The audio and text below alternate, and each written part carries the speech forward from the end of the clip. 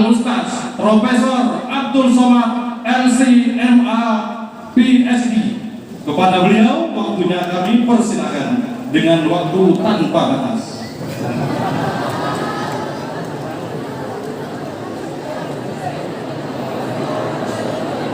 Bismillahirrahmanirrahim. Assalamualaikum warahmatullahi wabarakatuh. Alhamdulillahirabbil alamin wassalatu wassalamu ala asyrafil khalqi ajma'in sayyidina wa maulana Muhammadin wa ala alihi wa sahbihi wa man tabi'ahu ila yaumiddin. Nanti kalau saya mau pantun, habis itu tolong takbir, bisa? Tapi habis pantun, jangan pas pantun takbir, hilang pantunnya. Hari Kamis malam Jumat, sesudah itu berlebaran. Pantun tak sempat kubuat, kita langsung pengajian.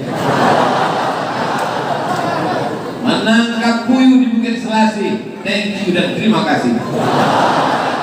Mantap. Apa kabar bapak-bapak, ibu-ibu, adik-adik? Judul pengajian kita malam ini 3 kesucian. Apa judulnya? 3 kesucian. Anak-anak tidak boleh berada di shaf orang dewasa kalau sholat. Kenapa anak-anak tidak boleh di shaf orang dewasa, disuruh ke belakang? Karena anak kecil tidak suci. Kenapa tak suci? Karena helmnya bekarat. Ada helm itu bahasa Arabnya asyafah, daging yang menutupinya namanya kulfah, maka mesti dipotong, dibuang. Siapa yang pertama kali nabi-nabi yang melakukan itu? Ikhtatana Ibrahim wa umruhu samanuna sana wa umruhu samanina sana. Yang pertama kali berkhitan adalah Nabi Ibrahim, umurnya 80 tahun. Jadi kalau ada yang SMP, SMA belum bersunat, jangan berkecil hati. Nabi Ibrahim pertama kali Nabi yang berkhitan, umurnya 80 tahun, bil qudum. Dibuka kamus, kudum, kampak. Itulah maka ada orang berceramah, Nabi Ibrahim pertama kali dikhitan, umur 80, dipotong pakai kampak. Gara-gara itu mu'allaf ada di luar masjid, ada orang non-muslim mau masuk Islam, cuman dia belum berani masuk Islam. Dengar pelan-pelan, niat mau masuk Islam. Pas didengarnya, Nabi Ibrahim pertama kali dikhitan, umur 80, pakai kampak. Ayo. Tak jadi dia bersunat gara-gara khitan. Ini mesti diluruskan informasi ini, bahwa kata Imam An-Nawawi dalam kitab Al-Minhaj Syarah Sahih Muslim Ibn Al-Hajjaj, bahwa bil qudum di kampung namanya Qudum, bahwa Nabi Ibrahim berkhitan di sebuah kampung namanya Qudum, bahwa kemungkinan dia bersunat pakai kampak bisa jadi, tapi kampaknya tajam, bukan kampak tumpul. Zaman datuk-datuk kita dulu berkhitan besok jam 6 pagi, khitannya jam 6 pagi, jam 6 sore ini berendam di Sungai Musi sampai lisut. Setelah 12 jam dalam air dingin, beku, tak terasa lagi, baru dijepit pakai bulu, pakai bambu, baru diambil sembilu. Kebetulan yang motong ini perdana pertama kali, habis. Zaman sekarang itu tidak terjadi lagi karena sudah ada dokter-dokter yang luar biasa. Tapi jangan mau dipotong pakai kawat besi. Potong pakai kawat besi yang dipanaskan tidak bagus. Kenapa? Karena darahnya tidak keluar. Setelah pakai kawat itu darahnya tertahan. Sedangkan jahitan mesti pakai alat pisau, sembilu, buluh, bambu, maka darahnya keluar, kemudian tumbuh normal. Saya di Pekanbaru termasuk yang mengiklankan. Ada orang Riau, lama di Malaysia, sekarang pulang ke Pekanbaru. Setiap hari Jumat kedua tiap bulan kami mengadakan khitan masal asal nama programnya Sunatron. Coba kita tengok di Instagram Ustaz Abdul Somad Official yang followernya 5 juta itu. Nah, di situ ada saya iklankan. Bapak-bapak dimanapun berada, mari kita ikuti program Sunatron. Daftarkan anak-anak kita. Ingat, pakai Sunatron. Sunat pagi, siang langsung pakai celana, bisa lari dan akad nikah. Program Sunatron yang pertama, sebanyak 90 anak, pemotongan pertama. Dipersilakan Al-Mukarram Abdul Somad. Naiklah saya ke tempat pemotongan. Belum saya potong, menangis anak. Takut saya salah potong. Nah, jadi dengan dihitankannya Ananda Ahmad Mahir Al-Ghamidi. Ahmad ya'ti min ba'dismuhu Ahmad, akan datang sesudahku seorang nabi namanya Ahmad. Ahmad itu siapa? Di langit di antara malaikat nama dia masyhur Ahmad, di antara manusia nama dia masyhur Muhammad. Ahmad itulah Muhammad. Jangan nanti siapa nama nabi kalian? Muhammad. Oh bukan, ada nabi lain namanya Ahmad. Siapa itu? Mirza Ghulam Ahmad. Nabi palsu. Sekarang lagi tren palsu, alamat palsu, nabi palsu, hidup palsu, dagu palsu, pipi palsu, ustaz palsu, tapi ngepek. Bapak Ibu yang dimuliakan Allah Subhanahu wa taala, alhamdulillah kita ucapkan selamat kepada Ananda Ahmad Mahir Al-Ghamidi bin Haji Busroni yang sudah suci, bersih, mudah-mudahan menjadi anak soleh, amin. Bagi yang takut berkhitan, mudah-mudahan tak takut lagi. Ini ada di waktu taman SD berkhitan, lari, tak jadi kena khitan. Taman SMP makin kencang lari pakai sepeda motor, tak jadi khitan. Pas mau nikah baru dikhitan. Nauzubillah, jangan sampai tak berkhitan. Yang pertama kali berkhitan Nabi Ibrahim. Nabi Ibrahim punya anak Nabi Yakub berkhitan. Nabi Yakub punya anak Nabi Yusuf berkhitan. Nabi Ibrahim punya anak Nabi Ishak berkhitan. Nabi Ishak punya anak Nabi Yakub berkhitan. Nabi Yakub punya anak Nabi Yusuf berkhitan. Nabi Yusuf punya saudara Yahuza berkhitan. Yahuza punya cucu cicit Yahudi berkhitan. Nabi Musa berkhitan. Nabi Isa. Nabi Isa berkhitan atau tidak? Ketika umurnya 8 hari, maka dia pun disunatkan. Buka perjanjian baru, Kitab Lukas pasal 2 ayat 21. Ketika dia 8 hari, maka dia pun disunatkan. Nabi Isa berkhitan atau tidak berkhitan? Berkhitan. Nabi Muhammad SAW 2 riwayat. Yang pertama, riwayat menyatakan Nabi lahir langsung berkhitan. Riwayat kedua mengatakan yang mengkhitankan Nabi adalah datuknya Abdul Muttalib. Saya khitan dulu baju saya sudah kepanasan. Ternyata orang-orang barat sekarang diam-diam berkhitan. Kenapa? Karena ternyata orang yang tak berkhitan sangat rentan kena penyakit kulit karena bersemayam bakteri di bawah kulit. Ketika kulit itu dipotong maka bersih. Maaf beribu maaf, mungkin tidak sopan, tapi perlu saya ceritakan. Perempuan mau suaminya berkhitan karena dia tidak mau makan pisang pakai kulit-kulitnya. Akhirnya malu-malu mereka berkhitan, diam-diam pergi ke dokter berkhitan. Kenapa?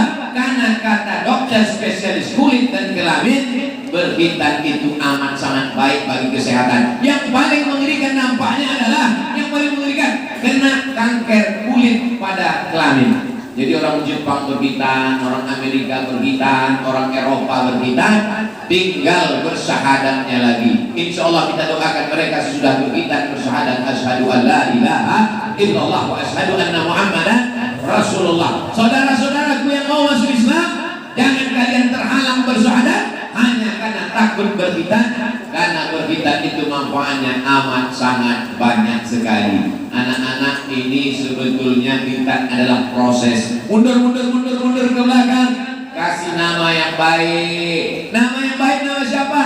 Nama Nabi Muhammad, Ahmad, Muhammad, Al-Amir, Al-Hashir, Al-Ami, Al-Fatih, Al-Khatim, Toha, Yasin.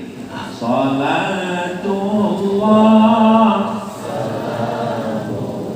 ala Toha Rasulillah, salatullah salamullah ala Yasin.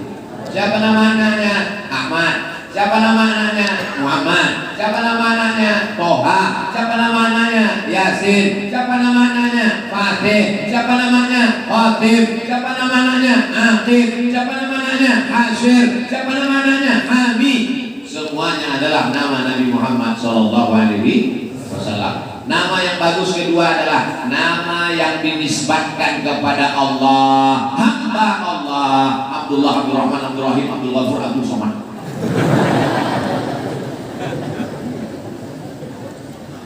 Nama yang baik-baik, nama yang bagus-bagus. Siapa namanya? Namanya adalah nama sahabat Nabi Khalifah. Siapa dia? Ustadz Kemas Ali. Masya Allah. Ada di belakang. Siapa namanya? Sayyidi Al-Habib. Habib diambil dari kata hub artinya cinta. Habib, kita cinta kepada dia karena mengalir darah Nabi dalam badannya. Habib Mahdi bin Syihab. Siapa namanya? Namanya Ustadz Agus Jaya. Kawan saya, kami sama-sama ke Mesir tahun 1998. Sekarang sudah 2021. Persahabatan kami sudah 23 tahun. Bersahabat di dunia, bertetangga di surga. Jangan heran nanti kalau kalian pas masuk surga menengok kami udah lama duduk-duduk di dalam. Sombong kali Ustaz Abdul Somad. Sab'atun yuzilluhum Allah. Ada 7 golongan yang mendapatkan naungan Allah. Yauma la zilla illa zilluh. Hari itu tak ada naungan kecuali naungan Allah. Siapa dia? Rajulani, 2 orang. Tahabba billah, berkasih sayang karena Allah. Ijtama'a alaih, berteman karena Allah. Wa tafarraqa alaih, berpisah pun karena Allah. Persahabatan kami karena Allah. Kami ingin bersahabat di dunia, bersahabat di surga bersama Sayyidina wa Maulana Muhammad sallallahu alaihi wasallam. Jadi nama yang tak saya sebut insya Allah baik semua. Ada nama yang tak disebut? Ada siapa? Babin Kaptipmas. Ada Bapak Babin, Pak Babinsa. Pak Babinsa. Jangan salah sebut, Babinsa. Tapi yang dimuliakan Allah Subhanahu wa taala, yang besar tak dihimbau gelar, yang kecil tak dapat disebut nama, encik-encik, puan-puan, tuan-tuan, hadirin-hadirat, muslimin, muslimat, mukminin, mukminat yang belum kawin dan belum sunat. Semuanya dimuliakan Allah Subhanahu wa taala. Apakah yang paling mulia yang duduk di atas kursi ini? Belum tentu. Boleh jadi yang di atas kursi inilah paling hina. Kenapa? Karena dalam hatinya ada angkuh, ada sombong. Aku yang paling hebat, aku yang paling tinggi, aku yang paling besar, aku yang paling la yadkhulul jannah, tak masuk surga. Man kana fi qalbihi, siapa yang dalam hatinya mithqala habatin min khardalin min kibrin, ada sombong sebesar biji sawi. Boleh jadi nun yang di luar masjid, di balik-balik sana jauh lebih mulia daripada yang di dalamnya. Betul? Begitu cara menghormati, memuliakan orang yang tak bisa masuk ke dalam.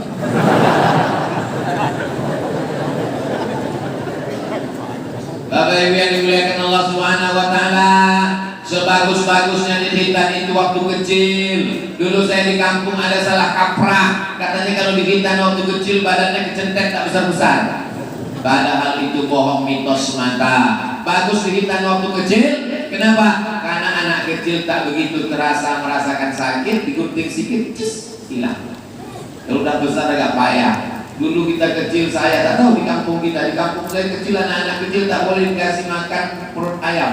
Nanti katanya keras, payah dipotong. Banyak mak ayam mau makan perut ayam. Tapi yang dimuliakan Allah Subhanahu wa taala, ini mitos-mitos di kita buang. Anak kecil bagus, kasih nama yang baik. Siapa namanya? Ahmad Mahir. Mahir artinya pandai. Ghamidi, ghamid artinya sarung pedang. Selamat orang dari tajamnya pedang kalau ada sarungnya. Ghamidi, salah seorang imam di Masjidil Haram. Ini doa supaya apa? Supaya dia menjadi umat Muhammad sallallahu alaihi wasallam. Mahir, supaya dia pandai paham Al-Qur'an. Ghamidi, supaya dia insya Allah menjadi imam seperti imam Masjidil Haram. Amin. Nama adalah doa. Mintanya nama. Siapa nama anak kau? What is it the name? Apa arti sebuah nama? Nama gak penting Pak Ustaz. Tergantung lahirnya kapan, langsung kita kasih nama. Nama anak kau siapa? Mercon. Lahirnya pas bininya terkejut waktu bulan puasa. Ada pula sekarang orang dicampur-campur nama laki sama nama bini.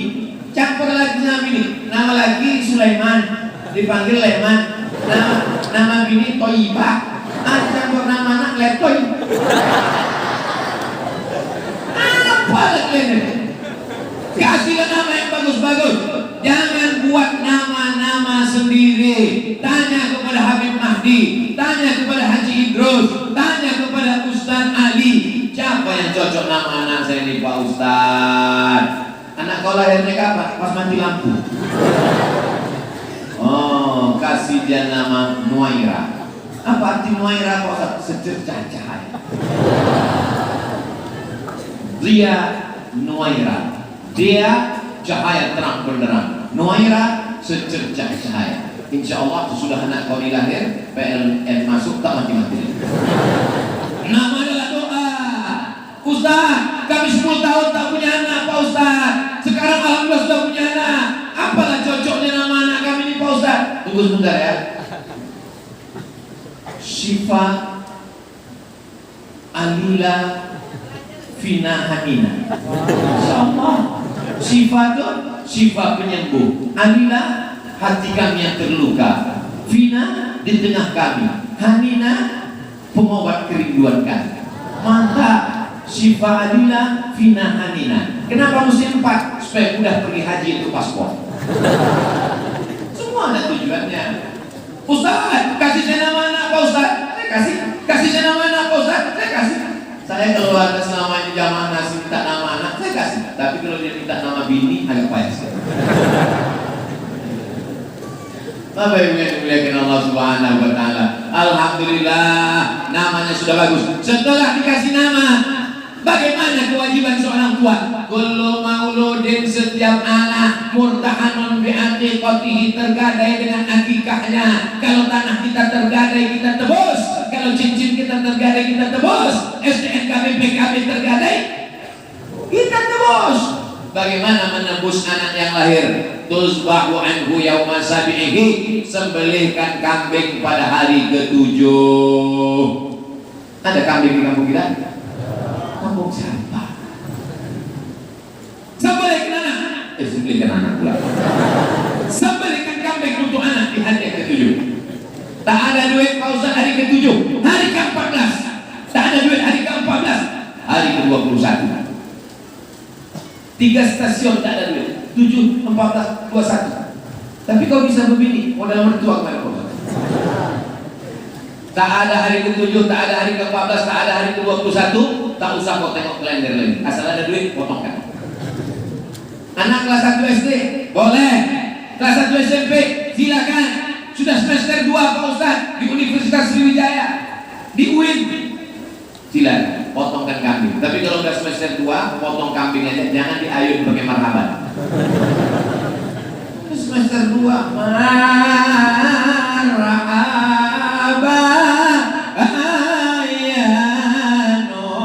itu tuh pakai selendang. Pas dibuka, duduk anak semester 2. Potong kambing aja. Wa yusamma, kasih nama yang baik. Yuhlaqu wa yusamma, cukurkan rambutnya. Rambutnya dicukur bersih, karena waktu itu anak di dalam rambutnya bercampur dengan darah di dalam kotor. Setelah lahir dicukurkan rambutnya. Rambut Sayyidina Hasan, rambut Sayyidina Husain ditimbang Sayyidatina Fatimah, ditimbang seberat perak. 1 gram perak berapa? 70.000. Kau Ustaz tahu, baru buat cincin. Cincin emas jangan, cincin perak laki-laki boleh. Maka 1 gram 70.000. Pas ditimbang, berat rambut anak 10 gram. Alhamdulillah. Kenapa alhamdulillah? Duit keluar cuma 700.000. Coba kalau anaknya gondrong. Pas ditimbang 2 kilo. Tapi kata Ustaz di kampung kami katanya pakai emas Pak Ustaz. Yang dibuat oleh Fatimah, Sayyidatina Fatimah perak. Kalau diganti dengan emas boleh. Kenapa boleh? Karena dari yang murah ke mahal terhitung sodako, bukan somat. Yang tak boleh itu dari emas diturunkan ke perak, itu baru tak boleh. Alhamdulillah Pak Ustaz, kemarin anak saya itu rambutnya saya timbang pakai emas, mantap. Berapa berat? Anak saya gundul. Patutlah gua kasih emas. Itu 3 helai namanya. Siapa nama anaknya? Pupin. Apa yang dimuliakan Allah Subhanahu wa taala. Nah, cara menembus anak, potongkan kambing. Setelah potong kambing, kasih nama. Setelah kasih nama, bersedekah. Berapa harga kambing di kampung kita seekor? 2,5 juta. Nah, itu udah kawan lama tuh. 2,5 juta. Anak laki-laki 2 ekor, 5 juta cuman. Coba tanya kepada orang yang lama tak punya anak, ikut program bayi tabung. Berapa bapak kemarin bayi tabung anak? Mahal Pak Ustaz. Berapa? 100 juta. Itu tabung second 9 kilo. Dan pikir mudah. 10 tahun tak punya anak, 20 tahun tak punya anak. Ini kau udah dikasih Allah Ta'ala anak 9 bulan 10 hari. Iya Pak Ustaz, tapi saya lama juga, hampir setahun. Tetangga saya nikah Januari, April lahir. Mudah-mudahan tak ada di kampung ini. Tak ada. Nauzubillah, amin. Bapak yang dimuliakan Allah Subhanahu wa taala, maka sesungguhnya 5 juta itu tak ada apa-apanya, itu hanya simbol saja. Maka bagi yang belum mengakikahkan anaknya, akikahkanlah. Yang tak ada duit, mudah-mudahan dibukakan pintu rezeki. Tapi akikah hukumnya tidak wajib, sunat muakkad. Tapi nanti kalau dibuat akikah, tetangga nanya-nanya, Pak Ustaz, ini kambing apa, ini daging apa? Kau tahu saya tanya, kau punyanya. Udah diundang, dikasih makan, banyak nanya pula. Nanya dia pertama, diam. Nanya dia kedua, senyum. Nanya dia ketiga, sumpatkan pindang kambing. Ini daging apa nih? Kok mandi akikah? Allah membaikkan Nabi Muhammad. Bapak yang dimuliakan Allah Subhanahu wa taala. Jadi anak kita ini kita jaga kesuciannya di hadapan Allah. Rambutnya suci, dia sudah ditebus suci, namanya suci, tapi hitamnya belum. Maka sebagus-bagusnya hitam waktu kecil, tapi di tempat kita tradisi biasa di Pulau Sumatera ini, saya tak tahu, mungkin di daerah Sumatera Selatan cepat hitam. Kalau di kampung saya taman SD libur semester baru disunat. Saya dulu gitu, libur semester baru disunat. Saya cuma mau ngasih tahu bahwa saya dulu kecil disunat. Habis disunat pagi, sore pakai kain, kejar lain-lain. Paksa sunat 2 kali. Kenapa? Itu buka jahitan. Bukan saya, kawan saya. Tak sabar kejar lain-lain, kejar balik, ketutup balik. Rupanya jahit pinggir ketutup. Bapak yang dimuliakan Allah Subhanahu wa taala. Sekarang makin canggih, cepat, macam-macam model sunat. Jadi tidak ada halangan sedikit pun. Bagaimana dengan khitan perempuan Pak Ustaz? Menurut mazhab Syafi'i, khitan anak perempuan wajib. Saya pakai mazhab Syafi'i. Saudara-saudari saya, keponakan saya, anak-anak saudari saya, kalau dia bertanya, macam mana nih bang? Dokter di rumah sakit tak mau menghitan, katanya larangan dari PBB. Kau cari dukun sunat, dukun kampung, dukun yang tak pakai hantu jin setan di lorong sudil bolong, tuyul. Maka disunatkan pakai dukun kampung potong, karena mazhab Syafi'i bagus. Yang sudah besar belum disunat, tak usah disunat lagi, nanti mati. Tahu kita pendarahan, nauzubillah, blooding dan macam semacamnya. Tapi anak, mana tahu ada ibu-ibu hamil nanti anaknya lahir perempuan dihitankan. Kenapa? Tujuannya untuk menurunkan libido seksual. Sedangkan di zaman Nabi saja ada tukang hitan, disuruh perempuan menghitan. Bagaimana dengan zaman sekarang? Makanannya membangkitkan nafsu, tontonannya luar biasa, pakaiannya sempit. Kalau tidak dihitan, nafsu libido seksualnya tinggi. Maka ini bagus, manfaatnya bagus menurut mazhab Syafi'i. Sudah kita bahas khitan laki-laki dan khitan perempuan. Khitan bencong Pak Ustaz? Man lahu zakarun fahuwa muzakkar. Siapa yang punya zakar maka dia laki-laki walaupun melambai. Mana? Asal berburu. Itu keadaan. Asal ada maka dia laki-laki. Sekarang orang menengok bagaimana laki-laki takut menjadi laki-laki. Sampai-sampai dibuatkan kontes internasional namanya Lady Boy. Mukanya lady, kakinya boy. Sampai-sampai ada saya baca berita dioperasi gara-gara selalu dikepitnya pecah di bawah. Cari berita, dikepit pecah. Kalau kau jadi laki-laki, jadilah laki-laki yang gagah perkasa. Ini anak-anak laki-laki ini kalian seleksi nanti di kampung. Kalau ada yang melambai-lambai, bawa diajak main bola. Dekat sungai di sini. Campakkan di sungai. Karena lingkungan amat sangat berpengaruh untuk membentuk kepribadiannya. Ikutkan dia karate. Bapak-bapak bisa buat anak-anak ini latihan baris berbalik. Siap. Siap. Harus diperbaiki. Karena kalau tidak, ini akan menjadi penyakit masyarakat LGBT. Dan itu memang iklan dunia internasional. Mudah-mudahan anak cucu cicit kita sampai hari kiamat terselamat dari penyakit ini. Penyakit LGBT didanai. Ketika saya larang, jangan makan ini, jangan minum ini, jangan pakai ini, karena dia menjadi donatur untuk program LGBT. Mereka serah saya di internet. Luar biasa jaringan. Maka kalau tidak kita bentengi anak-anak kita, karena Allah hanya menciptakan laki-laki dan perempuan. Coba tengok toilet, laki-laki, perempuan. Kalau kau tak jelas, kau mau masuk mana? Kucing di paret. Habis sekenap jam membahas kesucian yang pertama. Jadi kalau anak sudah berkhitan, bolehkah dia disop laki-laki? Boleh. Luruskan soal, tengok di belakang ada anak kecil. Ini kenapa di sini? Dah sunat. Kalau perlu habis sunat, buatkan baju kaos. Sudah sunat.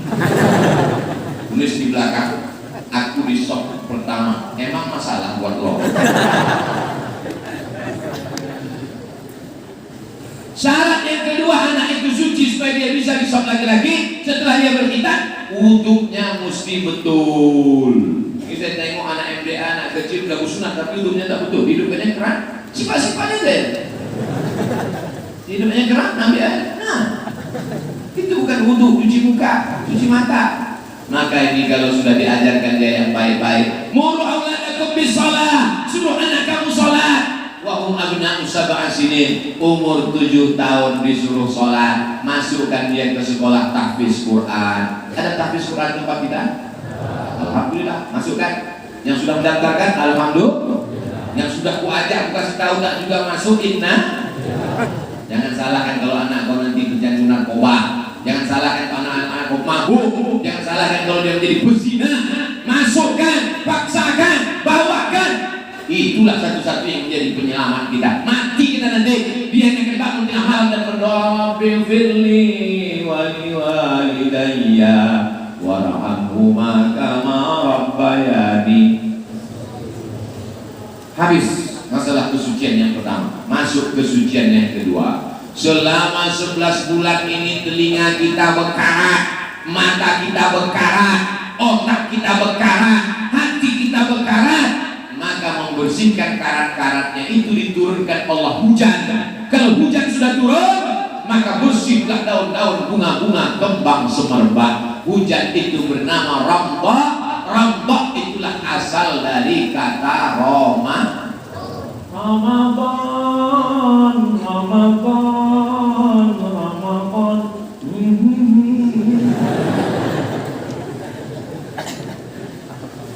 Ramadan ini dijadikan Allah sebagai hujan yang membersihkan kita. Makanya begitu saya sampai ke masjid yang cantik, mulia, agung, rumah Allah luar biasa, pintunya aja emas. Tapi saya waktu nengok heran juga, kenapa lah jeruji besinya banyak betul? Rupanya untuk mengamankan emas. Jamnya pun emas, ini pakai emas, luar biasa. Kursi, tadi sedikit. Bapak Ibu yang dimuliakan Allah Subhanahu wa Ta'ala, maka ini semua Ramadan ini membersihkan dosa-dosa kita. Bagaimana cara membersihkan dosa kita di bulan Ramadan? Dua caranya. Siang, man shoma Ramadana imanan wa ihtisaban ghufira lahu ma taqaddama min dzambih. Cara yang pertama di bulan Ramadan membersihkan, mensucikan dosa dengan cara soma. Bukan soma. Soma. Arti soma apa? Menggenggam. Yang digenggam apa? Genggam mata sampai tak nampak apa-apa. Genggam mulut, jangan bercakap apa-apa. Genggam telinga, jangan dengar apa-apa. Genggam tangan, jangan lakukan dosa apa-apa. Genggam kaki, jangan melangkah ke tempat yang apa-apa, karena nanti bisa menjadi apa-apa.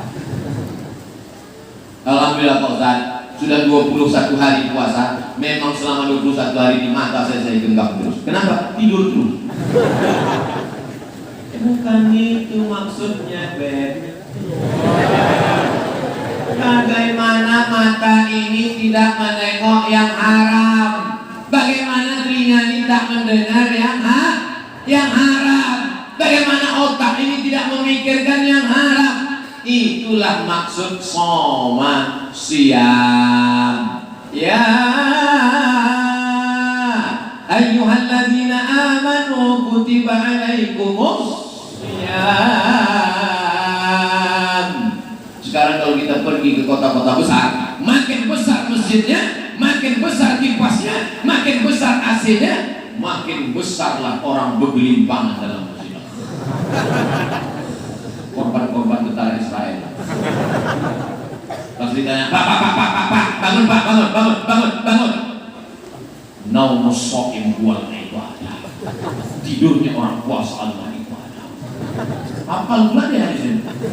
Seminggu ngapal hadis mau tidur siapa?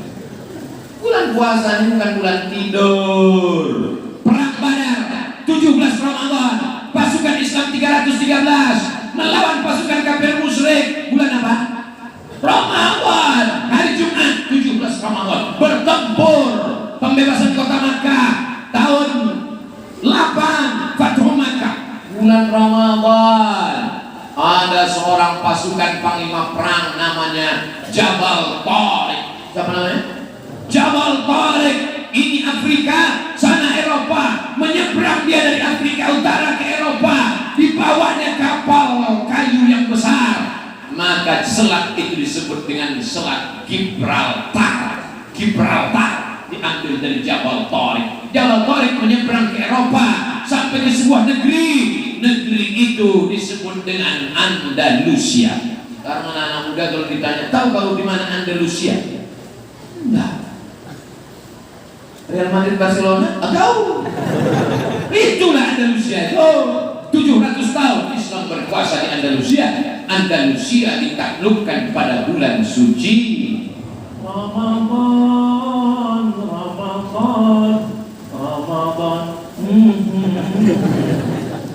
Biasa Ramadan di Bapak Ibu. Republik Indonesia, Bung Hatta, Presiden Soekarno-Hatta memproklamirkan dengan ini kami bangsa Indonesia menyatakan kemerdekaan. Bulan apa? Agustus. Betul kan? 17 Agustus tahun 45. Itulah hari kemerdekaan kita. Hari merdeka. 17 Agustus itu jatuh pada tanggal 9 Ramadan. Bung Karno puasa, Bung Hatta puasa, yang menggereng bendera itu sedang puasa. Indonesia tanah airku. Kenapa Belanda pontang-panting takut? Karena yang berteriak itu orang lapar. Belanda penjajah kafir, serang, Allahu Akbar. Lagi Belanda pontang-panting, tinggal terong Belanda. Jepang lari pontang-panting, balik mereka ke Tokyo, meletup Hiroshima Nagasaki, tinggal seluruh Jepang. Coba kalau yang berteriak itu orang kenyang, Belanda, Allahu Akbar. Jadi semangat Ramadan ini mesti bangkit. Mudah-mudahan negeri kita tetap merdeka, kita tidak terjajah lagi sampai hari kiamat. Jangan jadikan Ramadan ini sebagai bulan bermalas-malasan, bulan kebangkitan, bulan kemajuan, bulan orang beramal soleh. Kalau siangnya diisi dengan siam, berapa jam puasa kita? Puasa kita cuma sahur jam 4.15, 4.20, 4.30, 4.31.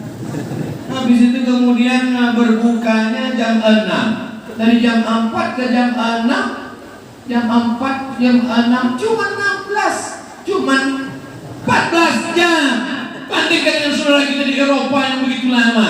Di tempat kita pula musimnya dari sejak zaman Sultan Badarudin Mahmud Badarudin sampai hari ini. Orang Sumatera Selatan puasanya paling 30 derajat Celcius, 31, 32. Bandingkan di Mesir, kalau jatuh Ramadan musim panas 40 derajat Celcius. Pas zaman kami dengan Ustadz Agus Jaya waktu di Mesir, Ramadan jatuh zaman kami. Memang kami ini orang nasib baik. Pas di zaman kita itu musim dingin, enak, dingin, tidur bangun, sahur, bangun, buka. Adik-adik kami, Ustaz dulu waktu di Mesir bulan berapa puasanya? Bulan Desember. Musim Desember dingin, tak terasa panas. Wah, panas Ustaz. Sekarang sedang musim panas, salah kali kalau tak ikut kami. Dan yang dimuliakan Allah SWT, sengaja dibuat Allah Ta'ala Ramadan itu tidak di Januari, Februari, Maret, April, Mei. Sengaja dibuat Muharram, Safar, Rabiul Awal, Rabiul Akhir. Supaya apa? Supaya orang yang punya musim-musim mengalami Ramadan pernah musim panas, Ramadan pernah musim dingin. Musim dingin Ramadannya pendek, sahur jam 5, buka jam 5, 12 jam. Musim panas, sahur jam 4, buka jam 8 malam. Akhirnya anak Indonesia balik. Oh, Ramadan mana? Balik kampung mah tak tahu. Dan yang dimuliakan Allah Subhanahu wa taala, kita alhamdulillah negeri yang paling indah di dunia ini adalah negeri negara kesatuan Republik Indonesia. Musimnya 12 bulan orang bisa bekerja. Di Eropa, di Rusia, mana orang bisa 12 bulan bekerja? Musim dingin membeku, air ludahnya beku. Langsung dires.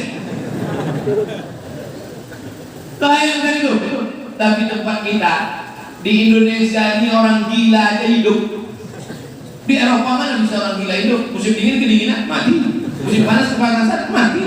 Tempat kita orang gila hidup. Malah orang waras kena COVID.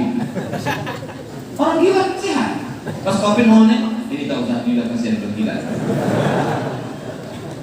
Bapak Ibu yang dimuliakan Allah Subhanahu wa taala. Jadi siangnya kita isi dengan siap, malamnya kita isi dengan apa? Malamnya diisi dengan qiyam. Qiyam itu artinya apa? Qiyam, tegak berdiri, tidak tidur. Selama ini tidur berbaring, maka malamnya diisi dengan qiyam. Salat tarawih 23 rakaat. Betul. Habis itu witir 3 rakaat, 20 tambah 3 23. Habis itu tadarus. Selesai tadarus 10 lembar 1 juz, mendengarkan pengajian yang katanya malam ini tanpa batas sampai subuh. Padahal kami mau pengajian lagi di Prabu Muli.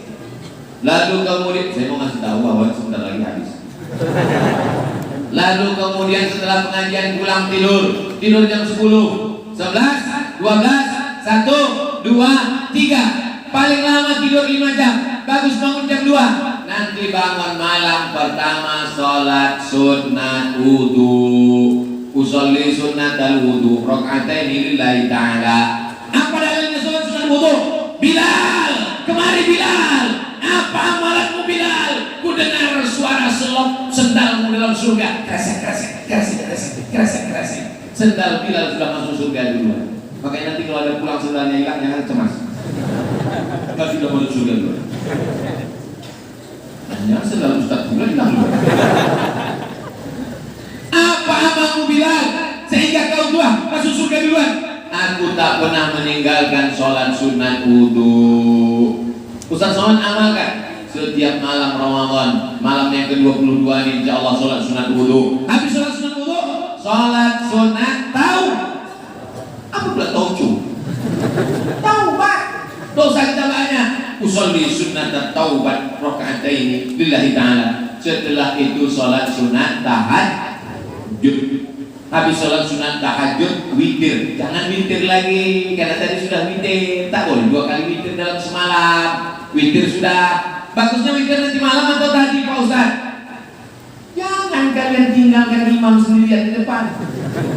Allahu Akbar. Ghairil maghdubi 'alaihim waladdallin. Balik Pak Imam. Ikut kalian witir di masjid, dapat pahala berjamaah 27 kali lipat. Nanti malam tahajud aja, jangan witir lagi. Karena sudah witir. Banyak di jamaahnya asal habis tarawih. Balik. Kau kemana? Witir di rumah. Padahal tak juga witir. Tapi witir tidak. Dan kemudian setelah itu menjelang menunggu azan subuh. Astagfirullahaladzim, astagfirullahaladzim, astagfirullahaladzim. Berbanyak istighfar. Wa bil ashari hum yastaghfirun. Di waktu sahur mereka beristighfar. Belum juga lagi azan, berselawat. Allahumma shalli ala sayyidina Muhammad wa ala ali sayyidina Muhammad. Allahumma shalli ala sayyidina Muhammad wa ala ali sayyidina Muhammad. Allahumma shalli ala sayyidina Muhammad wa ala ali sayyidina Muhammad. Menjelang azan subuh, afdalul zikri fa'lam annahu la ilaha illallah, la ilaha illallah, la ilaha illallah. Berzikir menjelang azan subuh. Tak lama terdengar as-salatu wassalamu alaika ya man, ya man asra bikal muhaiminu laila. Biasanya kalau udah terdengar itu 10 menit lagi nanti akan bersahur. Habis waktu sahur berbunyilah suara sirine.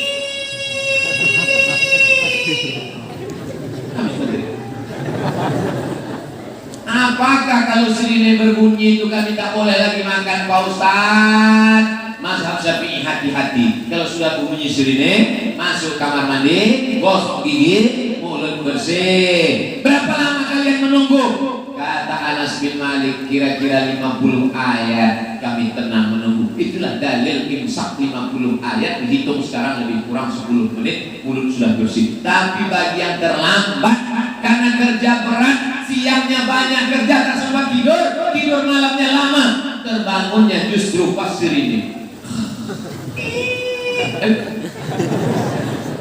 Jangan sampai tak sahur. Pergi kau ke dapur, ambillah semuanya, empek-empek sama semua, kau campur semua pindang sama nasi sama bakwan. Habis itu kau blender. Habis itu nama itu sama dan ada yang syahrul Ramadan hadis yang kita tahu. Mana sempat mengunyah lagi? Mana sempat mengunyah 22 kali kunyah? Allah mubarak lana. Tak sempat azan. Itu suara sirine, lampu kuning. Lampu kuning itu tujuannya apa? Kalau suasana aman berhenti. Tapi kalau tak aman, gas langsung kencang-kencang. Mudah-mudahan Pak Polisi tak marah dengan ini, karena ini berlaku pada sirine, bukan di lalu lintas jalan raya.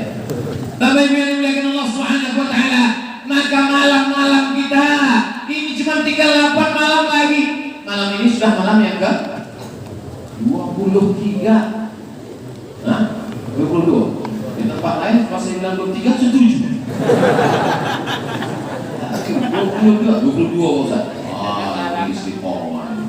22, 23, 24, 25, 26, 27, 28, 29. Kalau memang nanti puasa kita 29, hanya 8 malam lagi Pak dengan malam ini. Kalau puasa kita nanti 30 hari berarti ada 8 malam lagi dengan malam ini. Kalau puasa kita 29 hanya 7 malam lagi dengan malam ini. Tak sampai sepekan lagi. Maka jadikan 8 malam ini betul-betul bernilai ibadah kepada Allah Subhanahu Wa Taala. Amin. Taharru Lailatul Qadri fil ashr al-awakhir min Ramadan. Carilah Lailatul Qadar di 10 terakhir Ramadan. Bersih badan dengan hitam sudah. Bersih ruh dari dosa-dosa dengan Ramadan sudah. Yang ketiga adalah bersih harta. Bersih harta dengan apa? Zakat. Kau berzakat? Zakat Pak Ustaz. Tiap tahun zakat, tiap tahun. Berapa zakatnya? 2,5 kilo. Itu zakat fitrah. Zakat dagang toko kah? Zakat kelapa sawitmu? Zakat gajimu? Zakat emasmu? Ibu-ibu yang punya emas batangan bayar zakatnya, Bu. Emas perhiasan? Emas perhiasan yang tergantung di telinga ibu, di hidung ibu, di lengan ibu, di tangan ibu. Zakat perhiasan seumur hidup sekali. Balik dari sini, ambil cincin, ambil gelang, ambil subang, ambil anting, letakkan, timbang. Setelah timbang berapa, Bu? Ya 2,5 kilo lah, Pak Ustaz.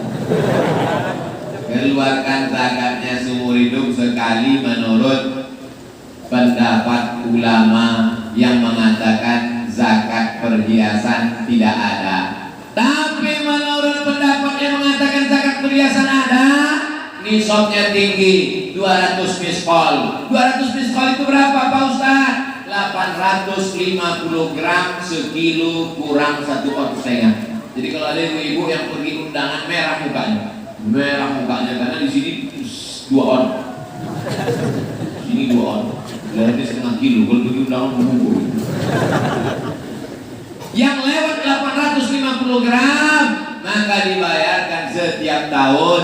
Emasnya sekilo tiap tahun, emasnya 2 kilo tiap tahun. Bayarnya berapa? 2,5%. 2,5% itu berapa? Kalau 1.000.000 25.000. Kalau 10 juta 250.000. Kalau 100 juta 2,5 juta. Kalau 1 miliar 25 juta. Mudah-mudahan semua punya duit 1 miliar. Dari punya aminnya tak yakin. Mudah-mudahan semuanya punya duit 1 miliar. 1 miliar zakatnya 25 juta. Disimpan dalam laci.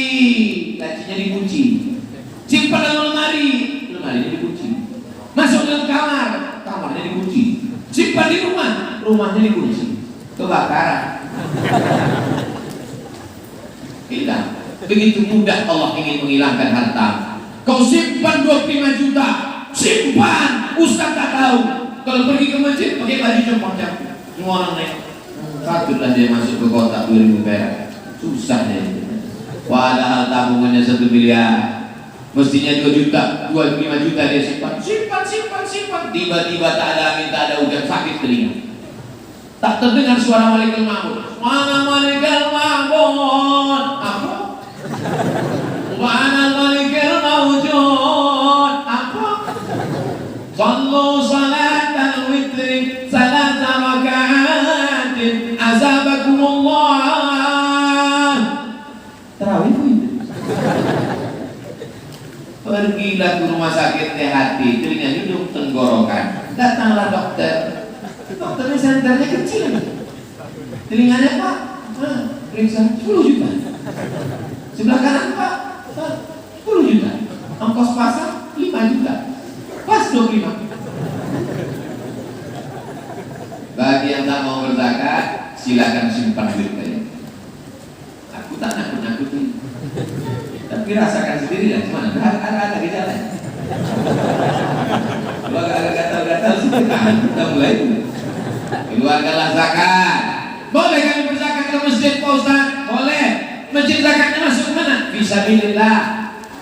Subulullahi katsiratun, kata Imam Fakhruddin Ar-Razi, dikutip oleh Syekh Atiya Sokol dalam Fatwa Al-Azhar, ulama Azhar.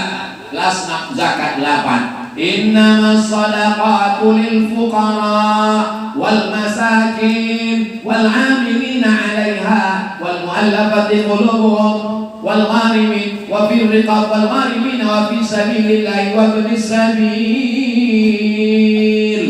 Maka masjid salah satu fi sabilillah. Zakat alhamdulillah Ustaz, udah. Zakat fitrah udah. Masjid kita udah mulai buka bayar zakat fitrah. Belum. Oh, berarti dia di ujung-ujung nanti. Silakan, mau bayar di ujung. Panitia penerimaan pembayaran zakat fitrah. Mau bayar pakai peras, silakan. Mau bayar pakai duit, silakan. Sesuai dengan mazhab masing-masing. Ustaz Somad, saya bayar pakai beras. Bawa beras dari rumah, bayarkan. Tak mau bayar beras dari rumah, bayar duit. Jangan beli beras di masjid. Karena di masjid ada cuma jual beras. Lalu kemudian sedekah. Biasanya kalau saya ceramah itu sedekah, biasanya kotak itu keluar. Ini nampaknya tak ada kotak. Tadi awal-awal ada, itu semua sudah. Mungkin kalau ditengok cuma 2.000 perak, apa masuk lagi. Keluar tak balik kotak-kotak. Keluar. Mana kotak itu? Coba. Terutama ke ibu-ibu, nampaknya duit di belakang semua. Salatullah salamullah ala taha rasulillah. Salatullah salamullah ala yasin habibillah. Tawassalna bi bismillah wa bil hadi rasulillah wa kulli mujahidin lillah bi ahlil badri ya Allah.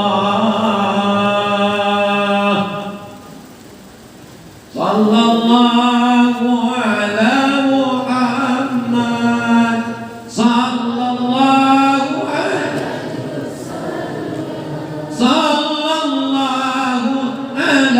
Muhammad, sallallahu alaihi wasallam. Ya Nabi salam alaika, ya Rasul ya Habibi salam. Salawatullah alaika.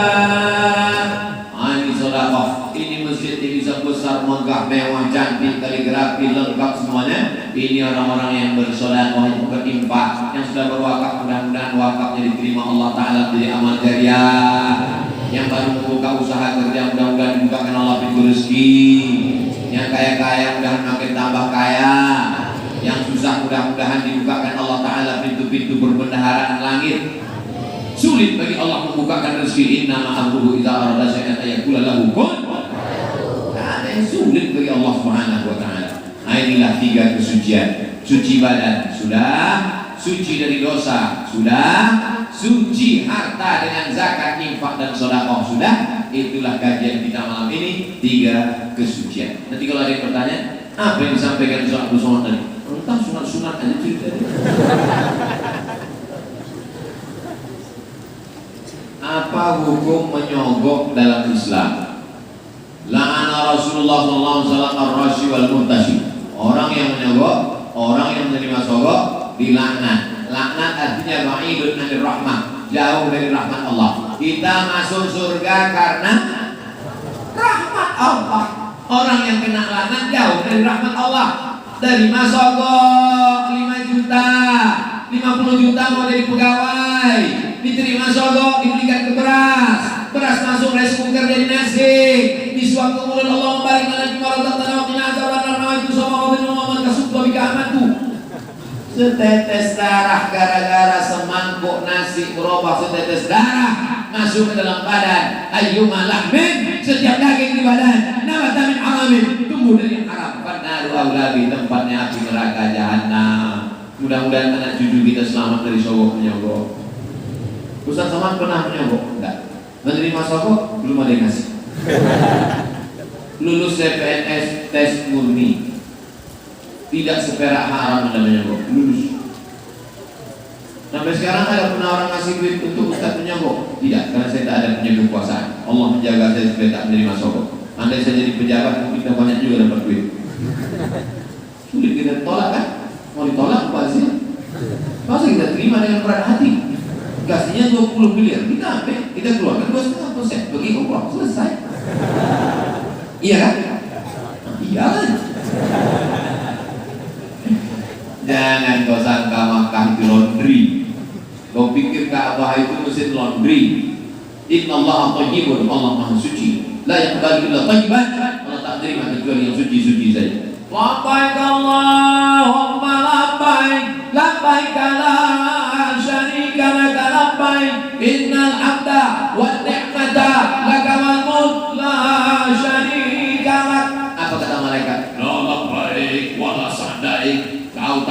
haji mabrur karena kau datang pakai duit korupsi setan.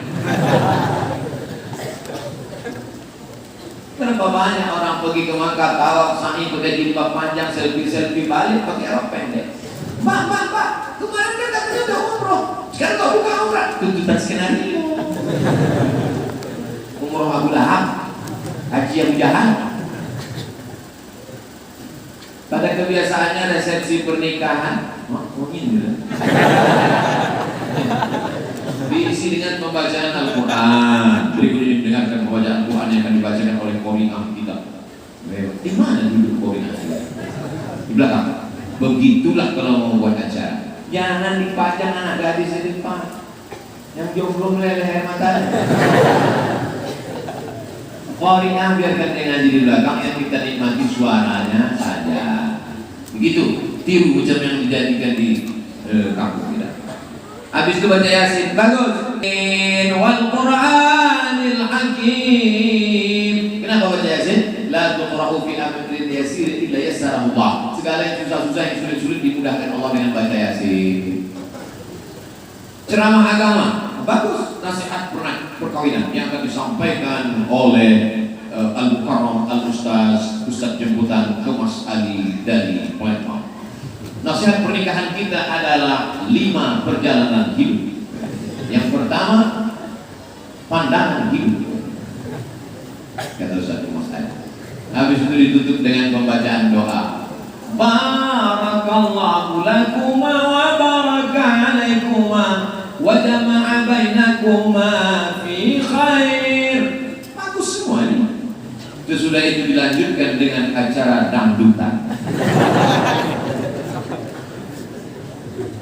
Ini sama dengan orang sudah membangun rumah bagus, baca doa, habis itu disiramkannya darah babi, darah anjing, darah monyet, najis kotor. Berapa kali saya tidak datang undangan anak jamaah nikah, tak terima. Ibadahaka fa'ajibhu, kalau kau diundang datang. Sampai ya tulisan Abu Somad, ya capek-capek kami ngantar surat undangan ke rumah Ustaz tak mau datang. Saya datang kok. Jadi datang Ustaz datang. Kenapa Ustaz tak naik ke pelaminan? Cimana aku mau naik? Baru sampai di pintu disambut mereka dengan jatuh bangun, aku mengejarnya. Di luar mau masuk ke dalam, di pintu udah nampak penyanyi pakai rok pendek. Mau ditengok, berdosa.